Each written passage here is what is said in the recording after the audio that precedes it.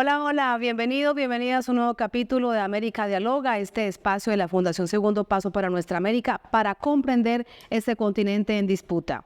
A partir de este momento, en los próximos minutos, aproximadamente en la media hora, vamos a centrarnos en una nación centroamericana, una hermana nación de nuestra América Latina que pasa por momentos muy convulsos en lo económico, en lo político, después en lo electoral, ya les vamos a contar por qué, en lo económico, así que es múltiple la crisis que está viviendo esta nación, con distintos hechos que vamos a ir poniendo uno a uno para comprender por qué les decimos esto.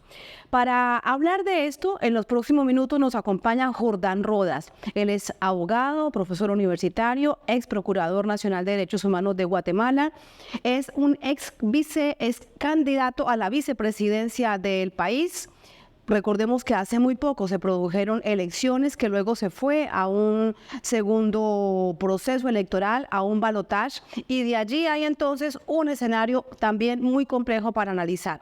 Jordán está en este momento en el exilio, también vamos a preguntarle cuál es su situación en este momento. Así que no queda más que saludarlo. Jordán, ¿cómo estás? Bienvenido, muchísimas gracias. Hola Tatiana, para mí siempre es un honor estar contigo y conversar sobre la situación del país, que es siempre compleja, una dinámica, pero bueno, han pasado algunas cosas importantes que vale la pena conversar con tu persona y la gran audiencia que les escucha y nos ve. Así es. Y si te parece, Jordán, comencemos por los últimos acontecimientos. Después de la segunda vuelta presidencial, Bernardo Arévalo gana con una contrincante, con una contendora muy conocida como es la ex primera dama del país, Sandra Torres.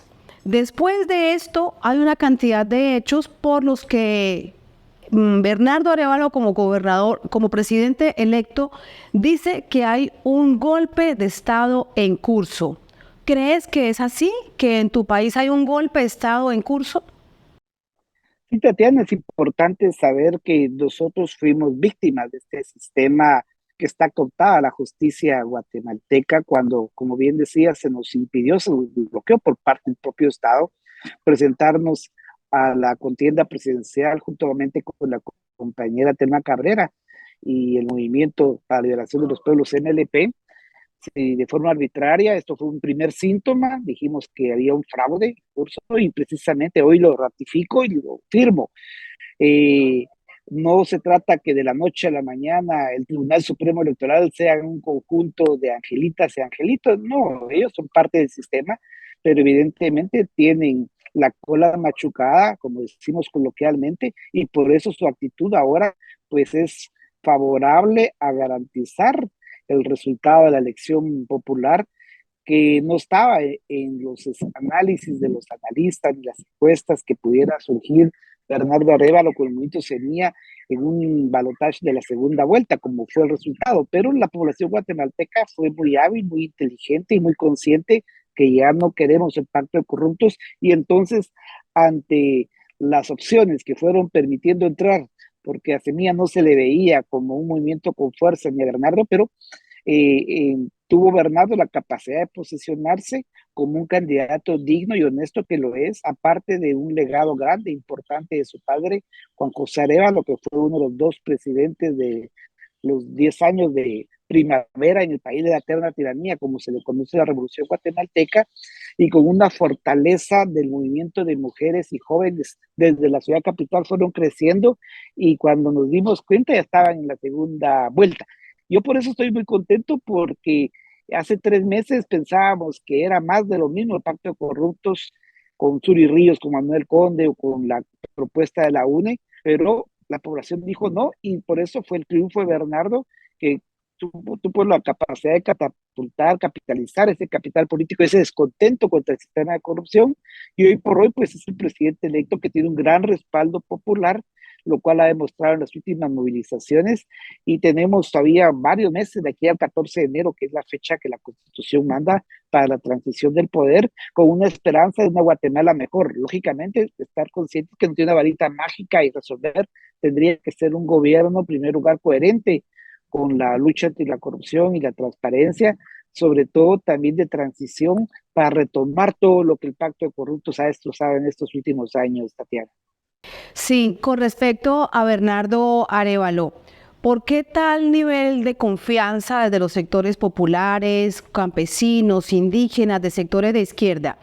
Teniendo en cuenta que Bernardo Arévalo no viene de la izquierda, el movimiento Semilla es un movimiento socialdemócrata, un movimiento que además tiene mucha cercanía con el gobierno de Estados Unidos desde su propia creación, desde su propia fundación, lo dijeron abiertamente, así que no para nadie un secreto.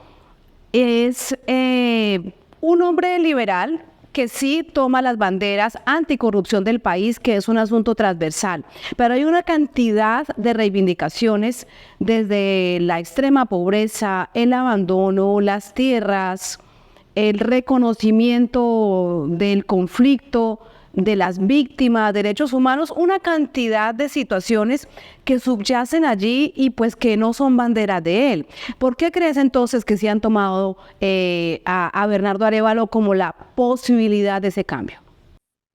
Por la coherencia que ha tenido en su corta vida política de Bernardo. Recordemos que está por concluir sus 4 años como diputado en una primera legislatura, pero el partido Semilla ha sido bastante coherente en este discurso, en la práctica legislativa, ha sido muy incisivo en la fiscalización, y eso al final la población lo ve, porque pues, uno como ser humano aprende a hablar, pero un poco es la coherencia, los hechos. Lógicamente, habrá que tener las expectativas muy reales, porque como bien lo describes, no es una propuesta radical de izquierda ni antiimperialista, no, es una propuesta socialdemócrata que ofrece transparencia y corrupción, pero como somos seres humanos, yo creo que tiene que haber un sistema de controles, porque santos con suerte hay en el cielo, digo yo, y lo que tiene que prevalecer es cualquier intento de corrupción de cualquier miembro de su equipo, pues que sea denunciado, ¿verdad? Para sentar precedentes de cero tolerancia a la corrupción. Lo demás también toca a la sociedad civil, a los pueblos originarios, también ser muy realistas y muy conscientes de que no puede responder a las expectativas que quizás muchos tuviéramos, extremas, tal vez para algunos, pero va a sentar, va a allanar el camino, va a ser un primer paso para recuperar la democracia, el Estado de Derecho debilitado, los operadores de justicia, muchos en el exilio, ex magistrados, ex fiscales, jueces, defensores de derechos humanos, periodistas, hemos tenido que salir del país, y con esto vemos una esperanza, una luz que, como te decía al principio, Tatiana, no veíamos hace 3 meses, y por eso es la confianza, la esperanza en que sea un gobierno diferente. Ya eso es mucho, ya es mucha ganancia, Tatiana, para Guatemala, que ha sufrido tanto, tú lo decías, un conflicto armado de 36 años, con una cultura militar bastante arraigada, donde el ejército pesa mucho. Esperamos que se den los primeros pasos para retomar incluso el tema de los acuerdos de paz, que hoy son recuerdos de paz. Jimmy Morales y Yamatei los sepultaron.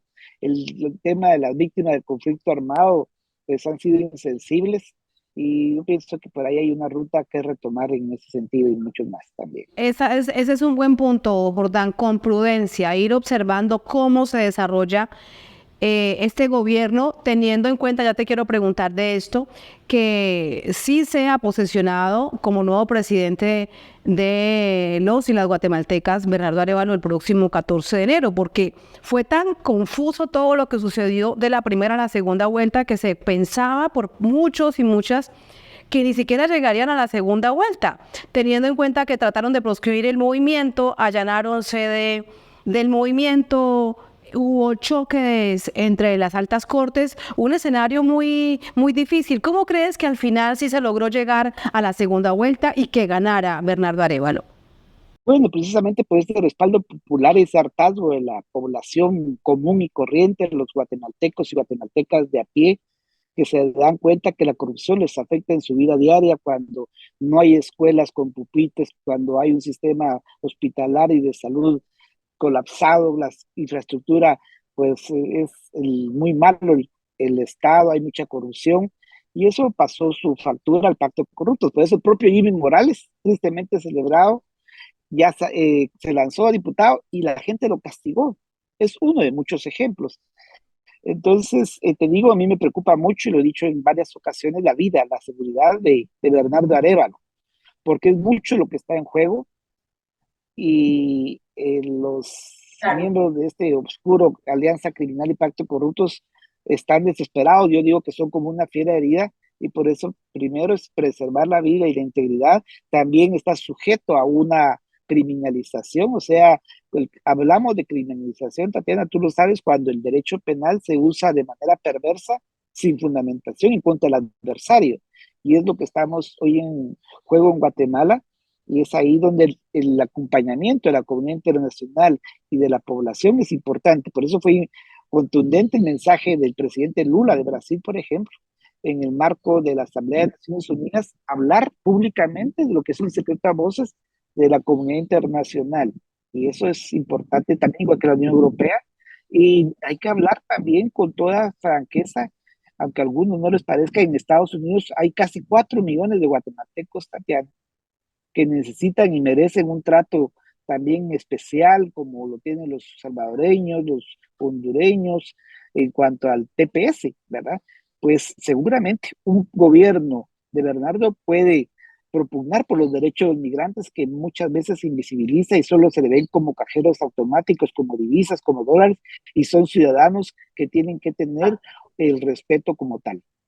Así es, porque cuando hablamos de modelos y de plataformas políticas de la aspiración para el país, Telma y tú, es eso lo que representaban, el cambio radical de ese llamado pacto de corruptos, de esa imposición del modelo neoliberal más salvaje que existe, planteémoslo en espacio geográfico en Centroamérica. ¿Qué habría sucedido? ¿Qué escenario te imaginas? Eso es una pregunta sin duda un poco hipotética. En el caso de que ustedes no hubiesen sido proscritos porque ustedes también los persiguieron, hubo criminalización en contra tuya, por eso estás en el exilio y en contra de Telma. ¿Qué escenario hubiese sido el que por lo menos les hubiesen permitido participar en las elecciones? Bueno, yo no tengo la menor duda que hubiéramos estado en una segunda vuelta y con muchas posibilidades de ganar el gobierno. Y por eso ellos lo tenían bien determinado con sus encuestas, sus mediciones, y se pusieron como una tarea primordial el bloquearnos. Pero no contaron con que la población pues iba a decirles no a ellos y buscaron la opción democrática que representa a los guatemaltecos una opción viable, no radical, también hay que reconocerlo. Nunca, por ejemplo, el partido Semilla ni Bernardo ha hablado de una reforma constitucional, plurinacional, no. Entonces, también uno tiene que ser consciente que cada partido tiene su planteamiento y a ese planteamiento fue el que apostó los guatemaltecos y guatemaltecas, y yo espero que sea, como decía, un inicio de un nuevo amanecer para los guatemaltecos que nos merecemos un futuro mejor, la verdad. Por supuesto, Jordán, y en tanto, ¿cómo queda el movimiento popular, en particular el movimiento de liberación popular, acompañado por organizaciones campesinas, de las organizaciones sociales, las bases, esa Guatemala profunda, llena de necesidades? ¿Cómo queda el movimiento de cara a próximos procesos electorales, y no solamente la presidencia, el mapa político en general para el país? Bueno, yo honestamente agradezco y valoro mucho la invitación que como un ex procurador de derechos humanos tuve por parte de MLP para plantear un binomio bastante poderoso. Toda comparación es odiosa, pero lo que Colombia fue Petro y Francia, en Guatemala iba a ser Telma y Jordán, ¿verdad? Una mujer indígena a la cabeza y un mestizo como yo, de vicepresidenciable, pero no nos dejaron participar y hay que ser objetivos. También es un momento oportuno para hacer una reflexión profunda que entiendo ya se está haciendo por parte de la base social de lo que fue el MDB, porque hay que reconocer que lamentablemente se desapareció legalmente al no tener la posibilidad de alcanzar una diputación por lo menos. Entonces, como todo grupo y actividad humana, seguramente cometimos errores en su momento, se cometieron, y eso es lo que hay que decir. Bueno, también es importante aglutinar fuerzas progresistas, democráticas, porque a veces uno no puede solo contra el mundo. Y entonces irse viendo algunos temas, ir articulando también, hay agendas que están en los movimientos internacionales que aspiran por más derechos para las mujeres, por ejemplo, por más derechos para la diversidad sexual, los derechos ambientales. Entonces yo pienso que por ahí, teniendo un rumbo transversal de esa diversidad de demandas, se podría aglutinar un movimiento importante de cara a retomar con posibilidades viables para los próximos procesos electorales, ¿verdad? Yo por ahí lo veo. Sí, sobre todo porque bien recordemos que las historias de los países no son solamente de cada 4 años cuando se convoca a las personas, a los votantes, a los padrones electorales, a las urnas. Esto tiene todo un trasegar, eso tiene todo un proceso. De allí que me parece importante que nos cuentes acerca de esa radiografía, si también las expresiones que vemos en este momento en las calles, acompañadas de todos estos sectores populares, tienen ya también sus propias reivindicaciones y sus propias demandas al próximo presidente cuando ya se posiciona Bernardo Arévalo. Sí, yo pienso que va a haber el momento para plantear agendas mínimas, digo yo, para no despertar falsas expectativas, agendas viables.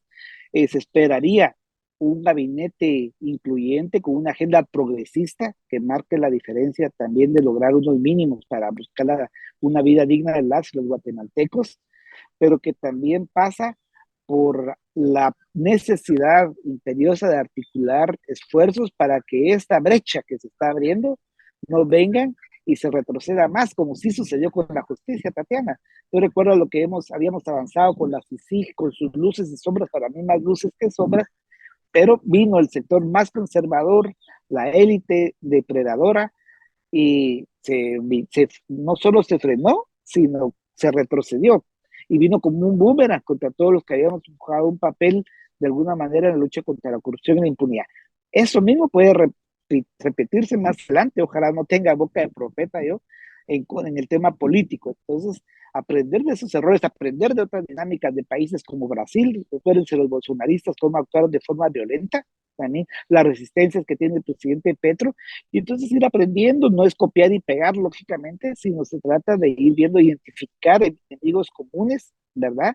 Y ir avanzando y que la gente se dé cuenta que verdaderamente valió la pena esta apuesta que se está haciendo con movilización social importante de pueblos originarios, de movimientos de estudiantes, de gente de a pie y de gente incluso de la jerarquía católica, que hay que reconocer que en nuestros países las iglesias pesan y a veces se equivocan y otras veces, como el caso de hoy, tenemos al cardenal Ramazzini, ha jugado un papel importante en los últimos meses en este trajinar guatemalteco.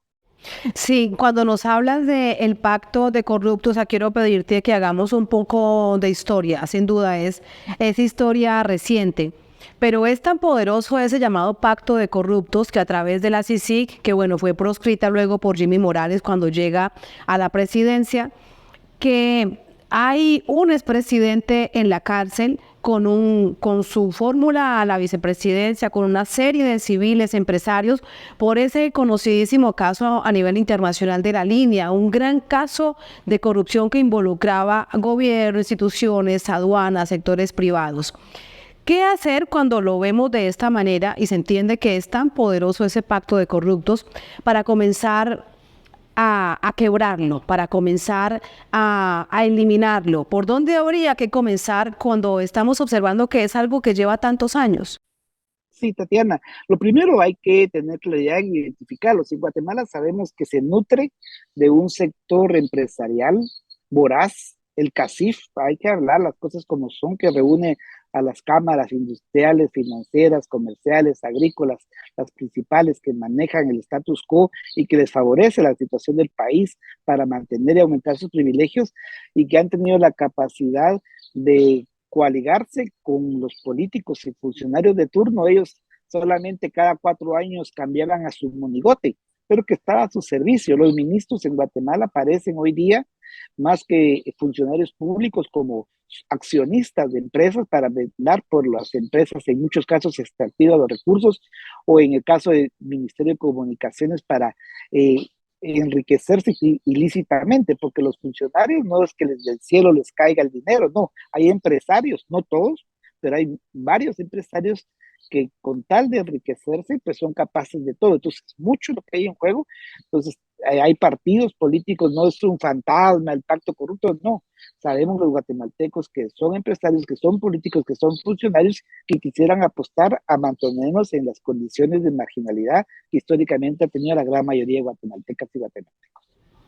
¿Crees que se puede revivir la CICIG, la Comisión Internacional contra la Impunidad, que era una instancia de Naciones Unidas?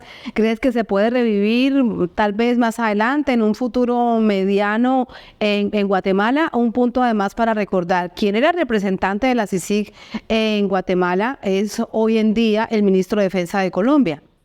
Yo personalmente pienso que Guatemala necesita de acompañamiento internacional aún ante lo poroso que es nuestra justicia corroída por el crimen organizado y por la corrupción, pero como hay un refrán famoso de la mejor palabra no se dice, ya sería cuestión que en su momento el presidente electo definiera si sí o si no, porque si lo dice ahorita, por ejemplo, podría despertar más fantasmas, entonces no, primero llegar con vida al 14 de enero y también tener un acuerdo con los principales movimientos y expresiones de una ruta mínima, ¿verdad?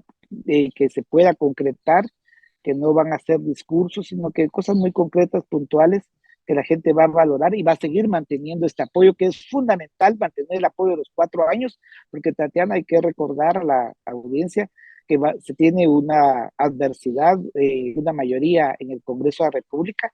Semilla solamente son 23 diputados de 160, con muchos jóvenes, con muchas mujeres, lo cual es importante, es bueno, es un avance, pero también como somos humanos, existe el riesgo en que se cometan errores y todos nos equivocamos, unos más que otros, pero que el poder no los maree y que traten de tener una conducta política lo más cercana a la expectativa de la población para no defraudarla.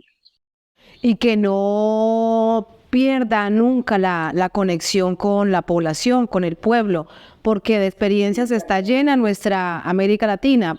Mira, por ejemplo, lo que pasa en Venezuela. Hay mucha movilización ciudadana, movilización popular conectada con las instituciones, conectada con el gobierno, así que no están encapsulados, no están en una burbuja, están allí entendiendo y comprendiendo cuáles son las necesidades para avanzar en planes de desarrollo. Ahora, esto evidentemente lo veremos después del 14 de enero, fecha en la que se aspira que se pueda posesionar Bernardo Arévalo y, como bien dices, que llegue con vida. Mientras tanto, ¿qué pasará? En tu caso particular, Jordán, estás en el exilio, como bien decías al inicio de esta conversación tan grata, pues muchos hombres y mujeres tuvieron que salir producto de esa persecución. Mientras tanto, ¿cómo es esta vida tuya en el exilio y qué aspirarías? ¿En cuánto tiempo poder regresar a Guatemala? Bueno, a mí me gustaría regresar lo antes posible, pero hay que ser prudente. Yo tengo eh, un caso bajo reserva, así que no me puedo defender porque mi mandatario no le dan acceso.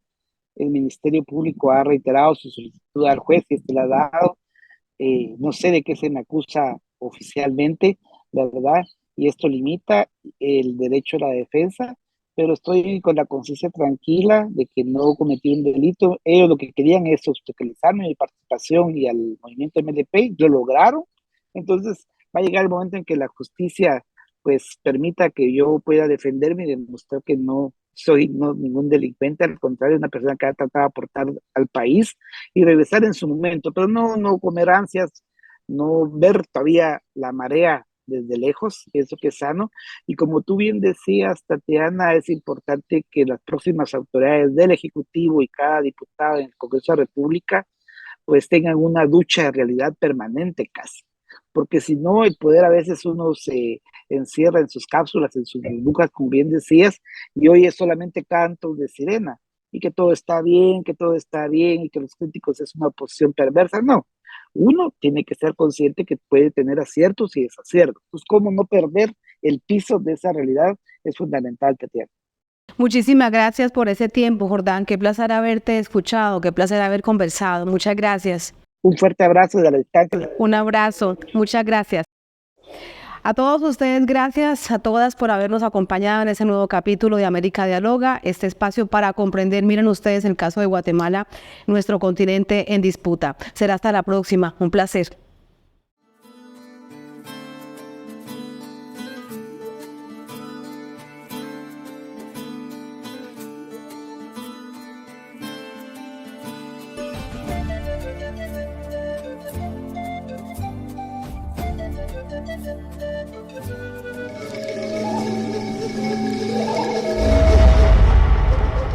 segundo paso para nuestra América.